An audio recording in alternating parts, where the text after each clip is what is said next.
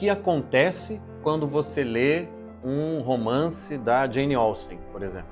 Né? Jane Austen, o pessoal da direita gosta, né? Da Jane Austen. É uma autora canônica, a Jane Austen. A gente pode citar a Jane Austen. Se eu citar aqui Henry Miller, o pessoal começa a levantar e ir embora. Né?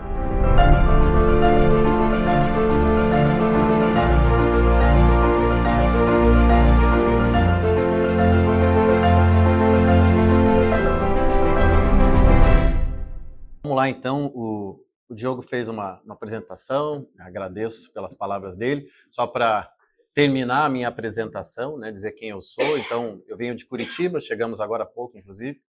Eu sou psicanalista e sou homeopata. Eu vou dar essa informação porque eu acho ela importante para entender o que eu vou falar. Eu passo o dia inteiro, há 15 anos, ouvindo os problemas dos outros. Eu não penso em literatura ao longo do meu dia. Não dá tempo de pensar em literatura.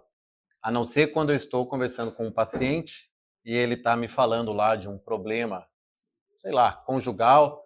É uma paciente mulher, ela tem 40 anos, 30 e poucos anos, algo assim, e eu falo para ela, eu acho que você devia ler Madame Bovary.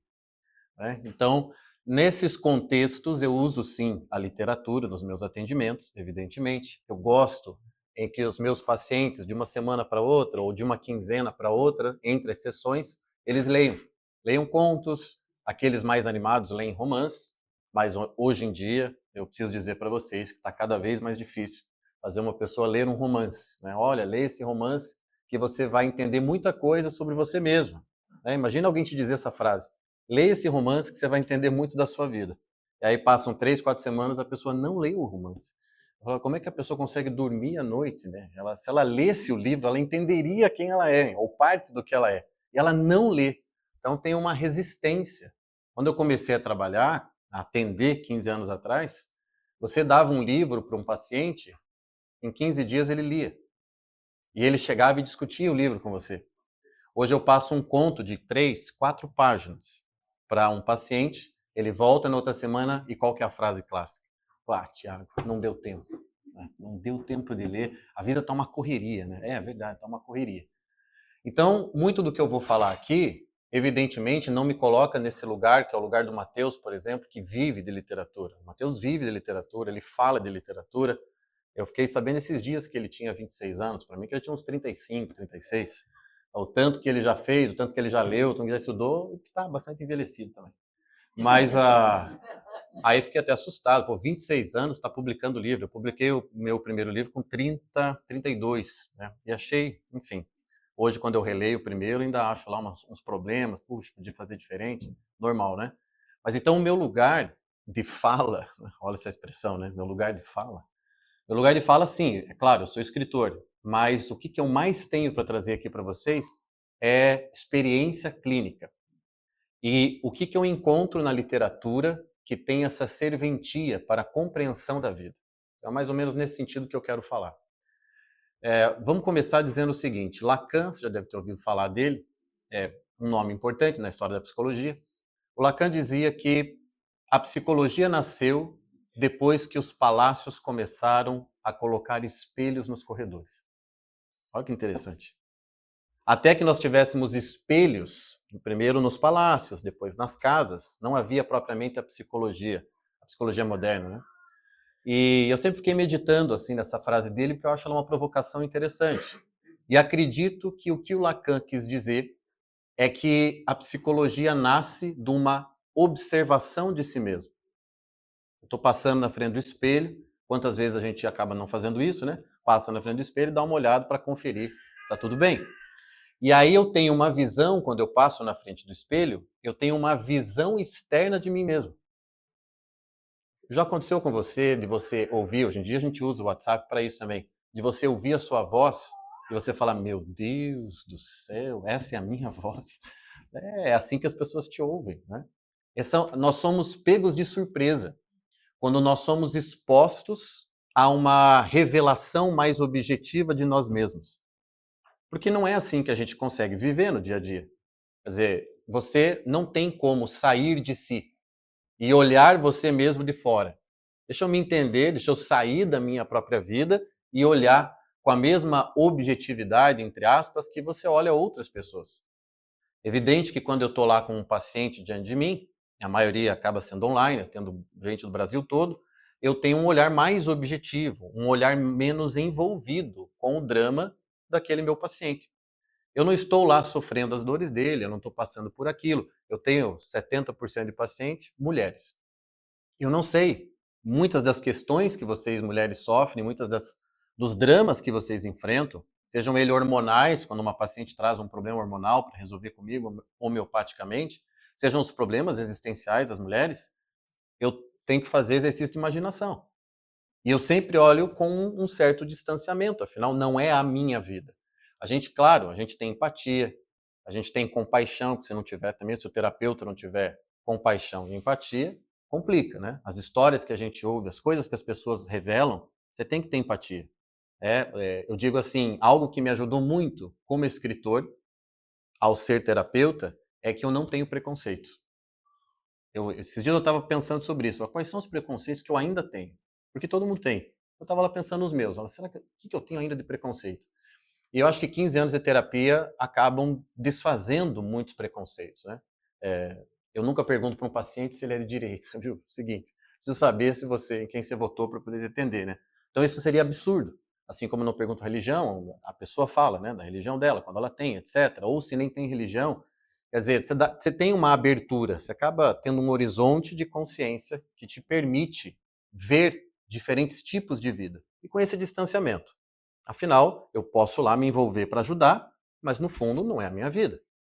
Né? Eu já perdi paciente. Né? Eu tenho na minha história uma paciente que eu perdi, ela faleceu. E eu fiquei mal quando aquilo aconteceu. E eu fiquei me perguntando o quanto eu era responsável por aquilo ou não. Ainda que, enfim, o que aconteceu com ela foi muito triste, porque ela era alcoólatra e não estava conseguindo sair do alcoolismo. Mesmo eu e o psiquiatra dela conversando, etc e tal, e trocando figurinha ali, o que tinha que ser feito, e falando com família, enfim, ela acabou não conseguindo superar aquilo, mas eu fiquei muito mal. Então, não quer dizer que a gente também não sofra ou não se envolva, mas no fim das contas, o drama é do paciente e não meu. Agora, o que acontece quando é a minha vida? Quando dói no meu sapato. Então, quando eu tenho que olhar para mim, eu tenho menos objetividade. O reino da subjetividade, ele é muito mais ardiloso que o reino da objetividade. Né? E olha que a gente também tem que abrir um parênteses aqui, porque se eu pedisse para todo mundo descrever essa cadeira, sairiam várias descrições. Quer dizer, quando eu falo da objetividade, também peronomútil, né? É uma objetividade. Que verde é esse do vestido da Ânica? Ah, é um verde claro, ah, é um verde fosforescente, ah, é um verde, né? Ah, o verde que você está vendo, é o mesmo verde que eu estou vendo.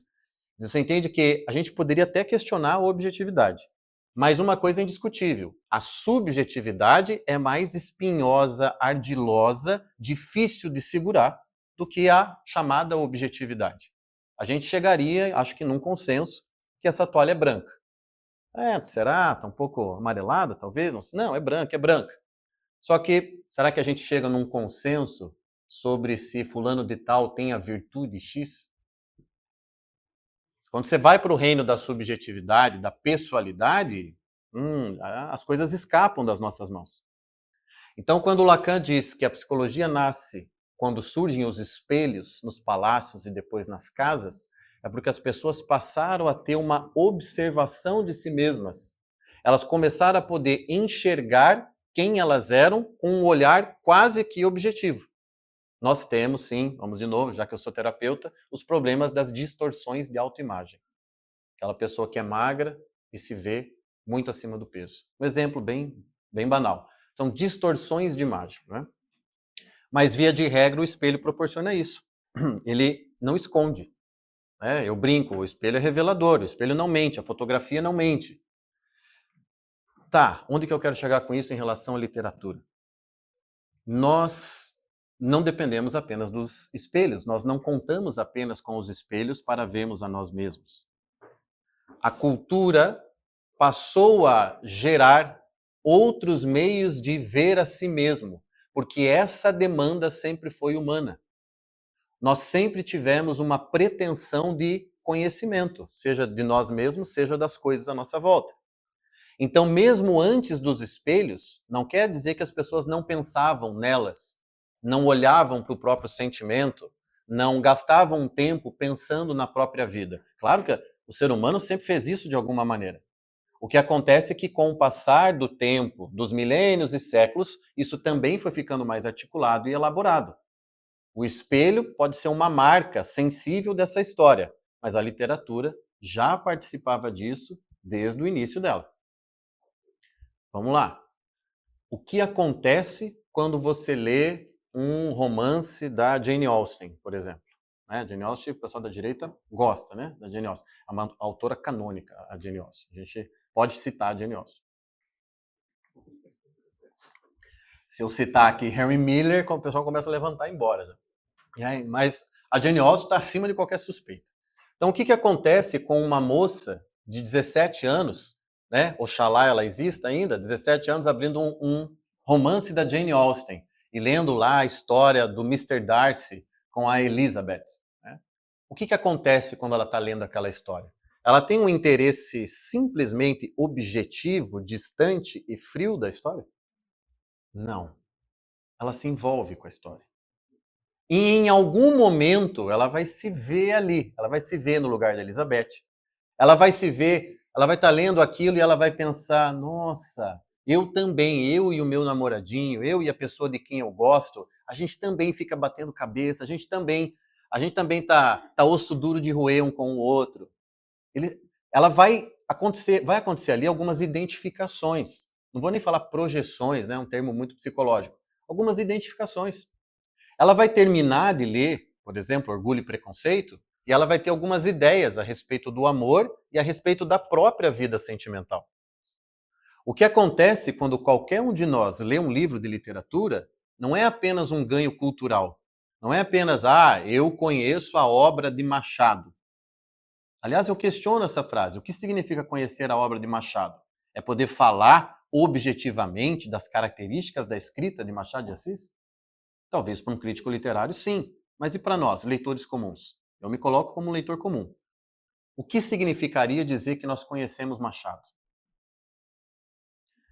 Tem uma coisa do Piaget que eu acho muito interessante, uma ideia de Piaget. Não gosto de tudo que ele falou, tudo que ele escreveu, do que eu li, mas algumas ideias são interessantes. Por exemplo, é a famosa frase dele em que ele diz: quando o coelho come alface, o alface vira coelho. O que ele está dizendo é que quando eu conheço algo, eu me apodero de algo, esse algo passa a fazer parte de quem eu sou. E eu acho esse um critério de conhecimento extremamente interessante, acho que muito válido, hein? Tem um sujeito chamado Jean Philux que escreveu um livrinho chamado A Memória. Eu esqueci quase todo o conteúdo do livro, mas eu lembro da epígrafe sobre a memória. Era para ser uma piada. Na epígrafe, que é a única coisa que eu realmente lembro, estava escrito assim: eu lembro daquilo que eu sou. O que ele quer dizer, e o link que eu estou fazendo com o que é conhecer Machado, o que é conhecer Jane Austen, por que nós também lemos, por que nós acessamos essas coisas, é porque o objetivo talvez pessoal mais relevante disso tudo é aquilo tudo passar a fazer parte de você. Há páginas ou frases ou passagens de Julián Marías que eu posso citar de cabeça. Foi o autor que eu mais li, Julián Marías. Entretanto, esqueci muitas outras. Mas o que eu nunca esquecerei, disso eu tenho certeza, foi da pessoa que eu me tornei depois que li as obras dele. Aquele alface que foi comido, aquela ideia, aquela obra, aquele conceito, tornou-se Tiago. E essa é a prova irrefutável de que, sim, eu conhecia aquilo. Por exemplo, você viaja para um lugar que você nunca tinha ido. É a minha primeira vez em Timbó. Já fiquei na dúvida, mas é italiano ou alemão? Porque no hotel diz que aqui é uma região italiana. Mas eu acho que também tem alemão. As duas coisas. Interessante. Eu falei, eu achava que era alemão, né? Porque você pensa em Santa Catarina, alemão. A gente esquece, também tem as colonizações italianas. Então, alguma coisa dessa minha passagem por aqui, por Timbó, talvez fique na minha memória, alguma experiência, uma participação na feira, participação nesse momento. E se ela se tornar parte de quem eu sou, eu jamais esquecerei. Jamais. Então a gente chegou aqui numa dupla constatação. A primeira delas é: você conhece verdadeiramente algo quando esse algo se torna você, a ponto de você não precisar mais pensar naquilo porque aquilo é você. Sabe o sujeito que tem cultura de aeroporto? Conhece cultura de aeroporto? Ele sabe todos os best-sellers das livrarias do aeroporto. Né? Ele lê aqueles livros de livraria do aeroporto. Você vê lá os 10 best-sellers, entre os 10 vai ter um do Pondé, vai ter um do Felipe Neto, vai ter Napoleão Hill. Tá ou não é? Então vão ter lá 10 livros, esses 3 pode ser que sejam lá, algum do Karnal, talvez, esteja lá também. Então essa cultura de aeroporto é aquela cultura diletante. Eu quero ter uma conversa legal para falar na roda. Eu quero soltar umas ideias interessantes quando eu encontrar os meus amigos. Esse é um tipo de aculturamento. Não vou dizer que não tem o seu valor. O que eu estou falando é do alface que vira coelho. O que você lê, por que você lê e como você lê tem que ter uma justificativa pessoal. Eu nunca fui a favor de lista de leitura. Tiago, passa aí a lista dos livros que todo mundo tem que ler. Não sei, não conheço a lista.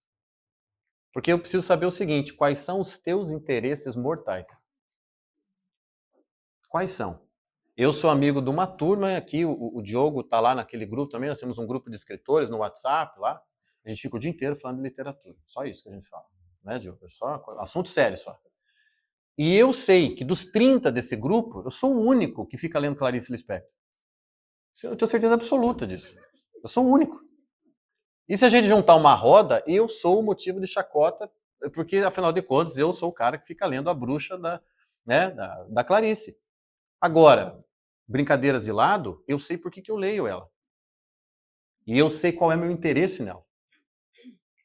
E na lista do Diogo, ou do Alexandre, ou do Gabriel, talvez nem pareça Clarice, nem se a gente pedir 30 nomes ela apareça. Mas é disso que se trata. Existem obras que a gente pode dizer, mas essas são as obras, digamos, os fundamentos da literatura brasileira. Seria bom que a gente lesse Guimarães Rosa, seria bom que a gente lesse uns 3 romances de Machado, seria bom que a gente lesse fulano, Graciliano, etc. e tal. Mas essas listas que às vezes a gente pega e tenta seguir à risca, eu não vejo muito sentido nelas. Então, as duas coisas que eu tinha falado que nós constatamos. A primeira é que eu conheço algo por um interesse pessoal ao tornar aquele algo parte de mim. Não, se você quer entender um pouco do Tiago, talvez você tenha que ler algumas coisas da Clarice. Porque a minha perspectiva a respeito das pessoas tem muito de ideia clariciana. Tem muito da subjetividade clariciana. Quando eu estou conversando com uma mulher, assim, e ela vai me contando a história de vida dela, vem ecoando, assim, ideias, imagens dos contos de Clarice. Gosto mais dos contos, inclusive, do que dos romances. Mas ela era uma grande cronista também. Então, você monte suas listas, mas que essa lista respeite seus interesses pessoais. Você quer ler romance de aventura? Leia. Eu, por exemplo, Tiago, não é o tipo de romance que eu gosto de ler. Aliás, quando a gente chega numa certa idade, agora eu falei igual um ancião, quando a gente chega numa certa idade, tá? Eu tenho 41 anos, você começa a dar e daí para certas coisas, e você, por exemplo, eu não gasto tempo com um livro que nas primeiras 10 páginas eu não gostei. Eu não vou perder mais tempo com isso daqui. O Matheus estava falando dos escritores de esquerda, né? Eu sempre falo, a gente não tinha nem que classificar a literatura entre esquerda e direita, né? Eu já acho a classificação da caixinha um negócio absurdo. Mas vamos lá. Eu uma vez abri um livro do Mussa. Você já ouviu falar do Roberto Mussa? Pô, o cara sabe escrever. O cara é realmente um escritor. Só que eu não aguento ler um livro inteiro sobre carnaval. Cheguei na página 20. Falei, esse cara sabe escrever. Beleza, guardei. Porque não é o meu interesse. Eu não quero ler livro de carnaval. Me desculpe, mas eu não quero. Eu não tenho interesse em livro de aventura, por exemplo. Então, tem certos tipos de histórias que eu não tenho interesse. Mas não quer dizer que eu não reconheço o valor delas. E o segundo ponto da constatação. Nós lemos literatura, assim como nós acessamos uma série de objetos da cultura, e assim como nós vemos os espelhos, porque nós também queremos nos vermos revelados. A literatura também nos revela. Você nunca estava lendo uma história e percebeu que você e o protagonista, você e o antagonista tinham algo em comum? E quando você percebe o destino daquele personagem, você vai percebendo, caramba, se eu fizer a mesma escolha, se eu assumir esse caminho, eu vou ter o mesmo destino que esse personagem. Quem aqui leu Moll Flanders, do Daniel Defoe? Já leram? Pois então leiam. Esse aí vocês tinham que ler, tá? O mundo é separado entre os que leram Daniel Defoe e os que não leram. Vocês fiquem sabendo disso. Essa lista tem que respeitar. O Daniel Defoe, alguns consideram o primeiro romance mesmo moderno, é o Moll Flanders. Então a história dela é o seguinte: até Daniel Defoe não era comum, isso começa no teatro, Shakespeare é o primeiro a fazer isso, mas não era comum você ter personagens, como é que eu posso dizer? Personagens rasos, personagens comuns na literatura. Você vai ler Homero, por exemplo, o destaque e a grande força das obras são para os grandes guerreiros, os reis, os personagens importantes. E quando você vai acompanhando a história da literatura, as canções de gesta e coisas do tipo, elas falam de gente importante. Nós chegamos até o século XVI sem ter um livro sobre uma dona de casa. Mas a dona de casa não merece ser eternizada em um personagem? Nós não temos um monte de donas de casa que se reconheceriam naquela história e entenderiam mais delas mesmas se elas se vissem nesse espelho literário? Então, Daniel Defoe chegou e decidiu escrever uma história sobre uma pessoa comum. Ou, como dizem os portugueses, uma gente vulgar. E aí ele criou Moll Flanders. Moll Flanders era a empregada da família. Era a filha da empregada, inclusive. Né? Que ela começa ali pequenininha na história, mocinha. Os filhos do patrão dão em cima dela. E aí aquilo, ela vai passando de mão em mão. Ela é uma menina simples, filha da empregada, mora de favores na casa do patrão e ela acaba, né, cedendo aos apelos dos homens ali da família. E aí depois ela sai dessa casa e depois ela cai na lábia de outro sujeito, e depois de outro, depois de outro. E a primeira metade do livro é ela caindo nas garras de alguém. E aí você vai lendo aquilo e falando, mas meu Deus do céu, mas que sujeitinha. Mas, cadê o valor disso? Cadê o valor? Cadê a nobreza? Essa mulher é só isso aqui, olha. É de um homem para o outro. Só que tem o seguinte, o livro é contado em primeira pessoa. Quem está narrando aquela história de desvios e erros biográficos é a Moll Flanders. Se você se depara com a sua vida e decide escrever sobre ela e refletir sobre a tua própria história, você é o mesmo daquele que viveu aquele erro? Não é. Você já não é o mesmo. Quando eu me volto para a minha vida e percebo os erros que eu cometi na minha história, e todos nós cometemos, eu percebo que esse Tiago que está olhando para o passado não é o mesmo Tiago que viveu aquilo. Então, na verdade, quando eu cheguei na metade do livro, eu me dei conta. Espera lá, Tiago. Você estava cego para uma coisa. Quem está contando a história é a Moll Flanders mais velha. E ela está refletindo sobre o destino dela. Ou seja, ela já é muito melhor do que ela era. E nós precisamos ou não precisamos de mais histórias como essa, em que pessoas comuns ressignificam seus próprios destinos, suas próprias histórias. Pessoas comuns se enxergam nas histórias e veem, por exemplo, né, uma moça, outro livro que eu lembrei aqui agora, do Marx Rebelo, A Estrela Sobe. Como é que era o nome dela?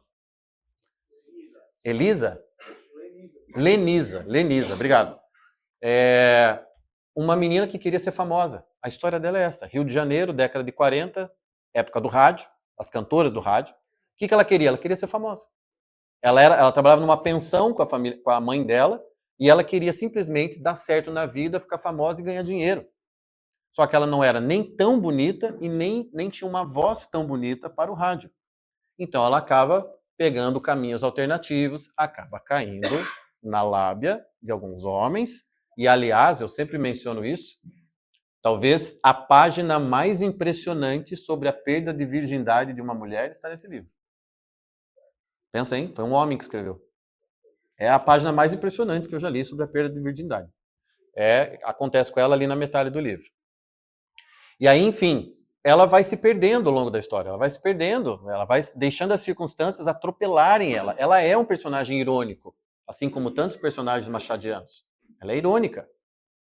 Só que, séculos atrás, Marx Rebelo seria questionado. Para que fazer literatura de gentinha? Bem assim, desse jeito, valorando dessa forma. Para que fazer literatura de gente sem valor, gente sem virtude, gente que não é nobre? Para que escrever um livro inteiro sobre uma mocinha que só comete erro? Mas, na verdade, o papel do escritor é fornecer espelhos. Na verdade, quando eu escrevo, tá? Falando agora mais sobre a minha escrita, muitas das coisas que eu escrevo têm alguma inspiração nas histórias que eu escuto. Eu não escondo isso. No meu primeiro livro, eu vi um unicórnio morto, é o nome do livro. O último conto é uma história que uma paciente minha me contou. E eu pedi permissão para ela. Eu posso transformar isso num conto? Ela falou, pode. Minha família vai se sentir homenageada, etc e tal. E aí eu fui lá e escrevi.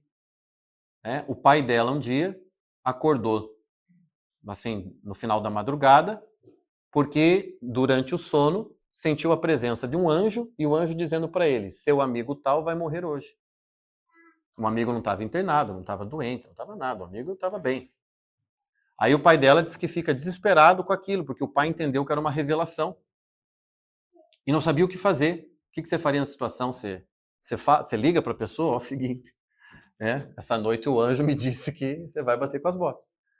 O que você faz? Diz que o pai dela não conseguia sair de casa, contou para a mulher, contou ali, dividiu com a mulher, não sabia o que fazer. E se eu contar para vocês que às 5 da tarde o amigo morreu? E ela me contou essa história. O melhor amigo do pai dela. Volto a dizer, não estava doente, ninguém sabia de nada do sujeito. Estava muito bem, se encontravam no bar todo dia no final da tarde. Aí eu falei, não, essa história tem que ser contada.